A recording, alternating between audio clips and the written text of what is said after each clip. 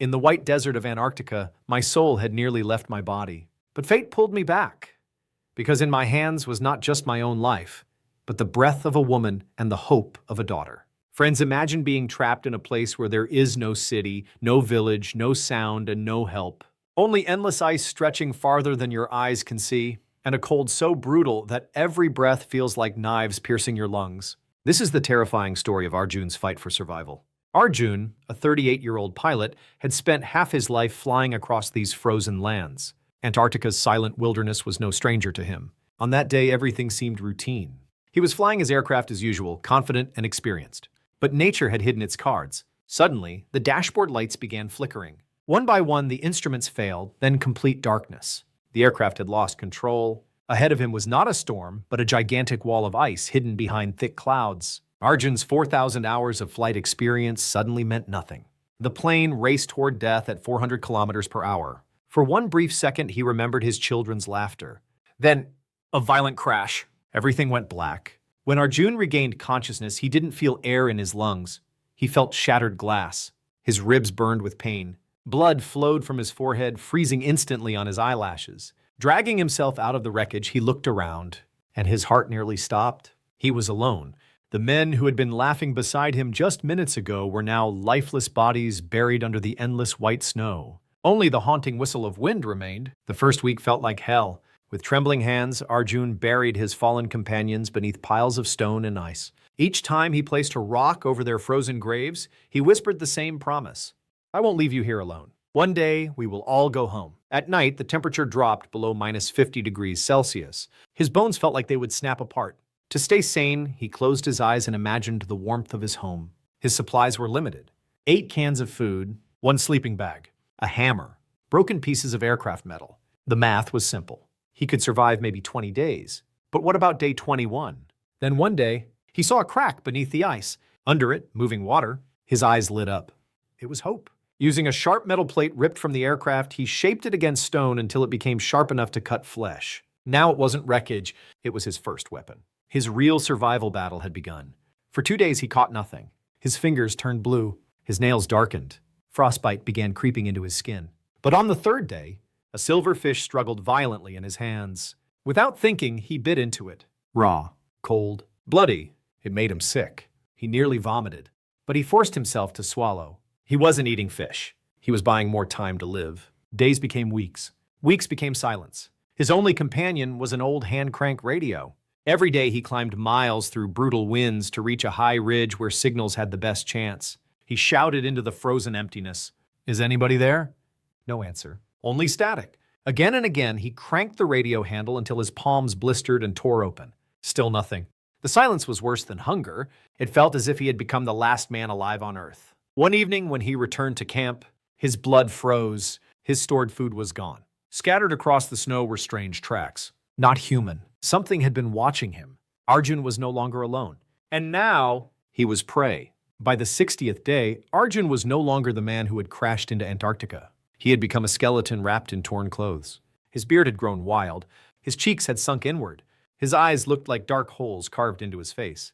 But he was still alive. And survival had become his only religion. That morning, the storm was raging harder than ever. Winds screamed across the ice at nearly 80 kilometers per hour, slamming into him like invisible fists. Still, Arjun dragged himself toward the mountain ridge with his hand-crank radio pressed tightly against his chest. Every step felt like torture. He climbed, he slipped, he crawled, but he refused to stop. At the top of the ridge, with frozen hands trembling violently, he gripped the radio handle and began cranking. Once, 10 times, 100 times, again, until suddenly, a tiny red light blinked. Then, a weak voice crackled through the headphones. For a moment, Arjun thought he was hallucinating. But then he heard it clearly. A rescue signal. His knees nearly gave out. Far beyond the thick clouds, he saw a faint moving light. A helicopter. He grabbed his last flare gun with shaking fingers. Lifting it toward the sky, he screamed, "Please, see me! Please!" He fired. A burst of red light exploded into the white darkness. The helicopter changed direction. It was coming toward him. For the first time in 60 days, hope felt real. Arjun collapsed into the snow, smiling through cracked lips. He thought he had survived. He was wrong. Nature had one more cruelty left. As the helicopter descended through violent winds, the storm suddenly twisted harder. The machine shook like paper in the sky. Arjun stared in horror. The helicopter tilted, spun, then slammed into a wall of ice. A deafening explosion tore across Antarctica. Flames burst through snow and smoke. Pieces of metal rained down across the frozen field. Arjun stood frozen, his only rescue destroyed because of him. A poisonous thought struck his mind. If I hadn't called for help, these people would still be alive. Guilt became heavier than the cold. But then he saw movement. Ignoring pain, Arjun ran toward the wreckage. Inside the twisted helicopter, the pilot was dead, gone instantly. But in the back seat, a woman, barely alive, blood covered her face. Her breathing was weak, fragile, but still there. That tiny breath became an order. Arjun smashed through the broken glass with his bare hands. Shards sliced his skin open, blood dripped onto the snow. He didn't care. He pulled her free. Then he respectfully covered the dead pilot's body, silently promising, "Your sacrifice won't be wasted." Using a broken helicopter seat as a sled, Arjun tied ropes around his shoulders and placed the unconscious woman on top. Now he had to drag her 2 kilometers back to his wrecked plane. Minus 40 degrees, deep snow, howling winds, and a nearly broken body. Every step felt like his spine was snapping apart. His lungs screamed. His shoulders bled where the ropes dug into flesh. But only one thought pushed him forward. You have to save her. This is your debt. After nearly 90 brutal minutes, Arjun reached the wreckage. He collapsed, barely breathing.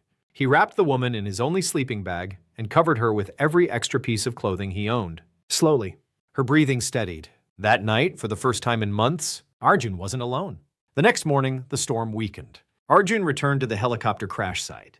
He dragged the dead pilot's body across the snow and buried him beside his fallen crew, stone by stone, ice by ice, a grave in the frozen desert. Then, while searching the wreckage, he found something priceless. Instant noodles, a small stove, a map, extra rope, emergency supplies. But then he found something far more painful, a frozen photograph. The pilot, the injured woman, and a little girl, smiling. Waiting somewhere in the world, Arjun's hands began shaking. The girl's smile cut into his heart like a knife. This wasn't just survival anymore. This was a promise. That woman had to live.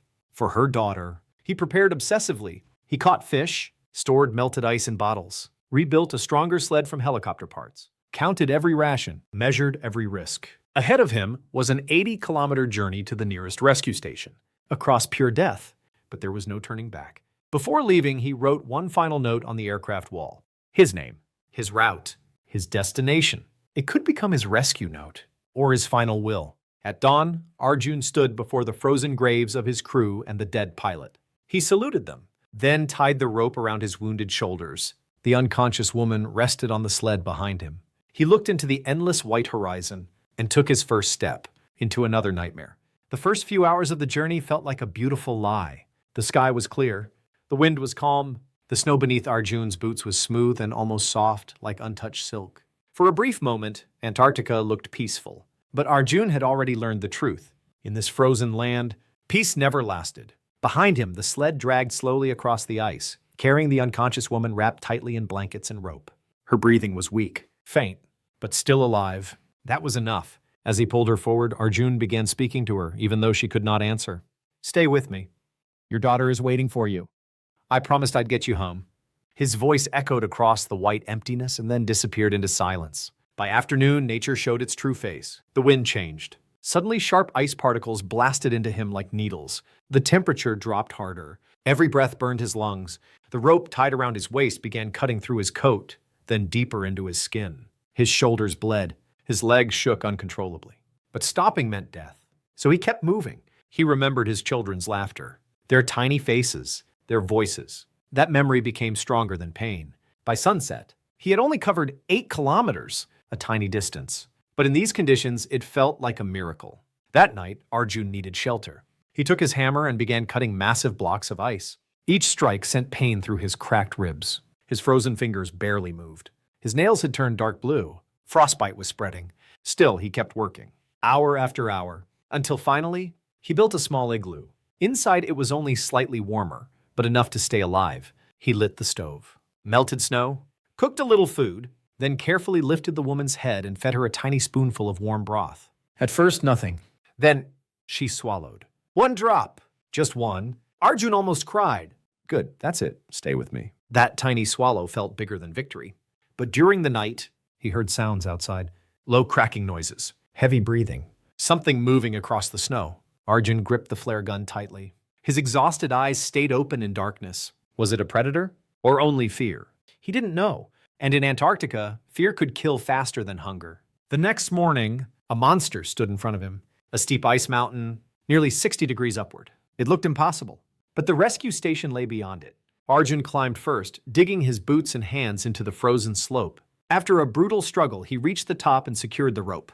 Then he began pulling the sled, inch by inch. Pull, slide, pull, breathe, pull. Every muscle screamed. His lungs burned. His joints felt like they were breaking. Halfway up, disaster. The rope slipped. The sled jerked violently, then shot downward. Arjun screamed. The woman slid nearly 150 feet down the mountain toward a deep, icy pit. He raced after her, falling, sliding, crashing into snow. When he reached her, she was still alive, but barely. Her skin had turned pale yellow. Her lips had darkened. Time was running out. Arjun checked the map. A longer route was safer. A shorter route was deadlier. He chose the shorter one.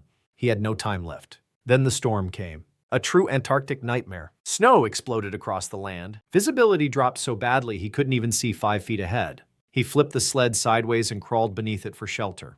Inside the sleeping bag, he pressed himself beside the woman, sharing body heat. Two strangers, alive only because their breath still carried warmth. If one slept too deeply, neither would wake. When the storm finally passed, he crawled out and froze. Blood trickled from the woman's lips. Infection had begun spreading through her body. The rescue station was still 3 days away. That night, something inside Arjun started breaking. A poisonous thought whispered, "She's dying. Leave her. Save yourself. Maybe you can bring help back." It sounded logical, reasonable, even smart, but it also felt like cowardice. With trembling hands, Arjun placed the family photograph on her chest. He stared at her unconscious face, then turned away and began walking. Alone, 400 meters. That was all he managed, just 400 meters. Then fate struck. A sudden crack beneath the ice. Arjun's foot dropped through a hidden crevice. His body twisted. A horrifying snap echoed across the frozen silence. His right leg broke, cleanly. Pain exploded through his body. He collapsed, screaming into the snow. But worse than pain was shame. Tears froze on his face. He shouted into the empty sky, "This is punishment! I left her behind!" He understood. He had tried to save himself and lost himself. Through unbearable agony, Arjun began crawling, dragging his broken leg behind him, digging his fingers into ice, pulling himself back. Inch by inch by inch, he reached the sled, and what he saw felt like a miracle. The woman's eyes were open. Weak, blurred, but alive.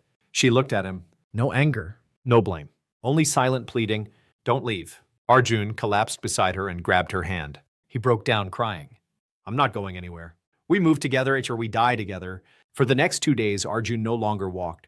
He crawled. He splinted his shattered leg with wood and rope, then dragged the sled through snow using only his arms, shoulders, and pure will. His body was dying, but his promise lived. By the 8th evening, they reached the edge of a rocky ridge. Far below, a tiny light, blinking in the darkness. The rescue station, so close, yet still unbelievably far. Arjun pulled out his last flare, his final hope. He fired. A red flame exploded upward, burning into the white Antarctic sky.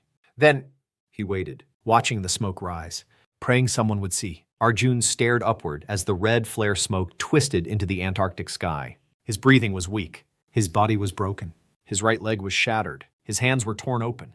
His lips had split from cold. And beside him, the injured woman lay barely alive, her breath hanging by a thread. Below them, far in the distance, the rescue station's faint light blinked like a dying star. So close, yet unreachable. Now, everything depended on that flare? For several long seconds. Nothing. Only wind. Only silence. Only the endless white emptiness. Then, far away, a sound. Low, heavy, rhythmic. Thump, thump, thump. Arjun lifted his head. At first, he thought it was another hallucination. The cold had already blurred his mind before, but then the sound grew louder, stronger, real. The beating thunder of helicopter blades. His eyes widened. Tears instantly froze on his lashes. They came back. The rescue team had seen the flare. A helicopter burst through the thick fog like a ghost tearing through heaven. Its bright searchlight cut across the snowfield. Arjun laughed and cried at the same time, but he had no strength left to scream. He simply fell to his knees in the snow. Rescuers rushed toward him. Warm gloves, heavy boots, shouts in the wind, hands lifting him, blankets wrapping around him. For the first time in 90 days, he felt warmth, real warmth. It hurt more than the cold because his frozen nerves were beginning to wake. But Arjun's eyes weren't on himself. They were on the woman. He watched as medics rushed to her sled, checking her pulse, her breathing, her eyes. Then they carefully lifted her onto a stretcher. Alive. Still alive? Arjun let out a broken breath. His promise had not failed. As they loaded both of them into the helicopter, Arjun's vision blurred. Exhaustion, shock, pain. But before he passed out, he looked one last time at the endless frozen desert behind him. That white graveyard had taken everything from him. His crew, his strength, his body, his sanity, almost his soul. But it had not taken his will. Days later, Arjun woke up in a hospital. Soft sheets, warm air, beeping machines, the smell of medicine. For a moment, he thought he was dreaming. Then pain reminded him he was alive.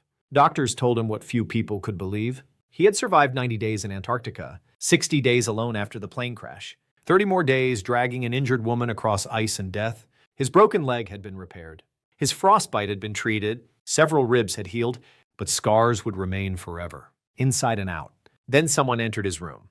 A little girl, no older than 7, holding a photograph. The same frozen photograph Arjun had found in the helicopter wreckage. Behind her, the woman, alive, weak, but standing. Her eyes filled with tears, she walked slowly to Arjun's bedside. For several seconds, neither of them spoke. Then she whispered, "You kept your promise." Arjun couldn't answer. His throat tightened. The little girl ran forward and hugged him. Her tiny arms wrapped around a man who had crossed death for someone he didn't even know. And for the first time, Arjun cried openly, not from pain, not from fear, but from relief. Later, he learned the truth. The rescue helicopter had nearly turned back because of poor visibility. But one pilot noticed the faint red flare smoke breaking through the storm. That tiny signal had saved both lives. A spark of hope. Nothing more, but enough. Months passed. Arjun slowly recovered. He walked again, though with a slight limp. He returned home to his children, to warmth, to life, to ordinary things he once ignored: sunlight, tea, laughter, a roof, silence that was no longer terrifying. People called him a miracle survivor. Doctors called it impossible. News reporters called it heroic. But Arjun always said the same thing. I didn't survive because I was stronger than death. I survived because someone else needed me to keep going. He had entered Antarctica trying only to stay alive. But he came back understanding something greater. When a person chooses to live for someone else, even death sometimes steps aside. And somewhere in his home, framed on a wall, still remained that old frozen photograph. A pilot, a mother, a daughter, and the promise that kept a broken man alive in the coldest place on Earth.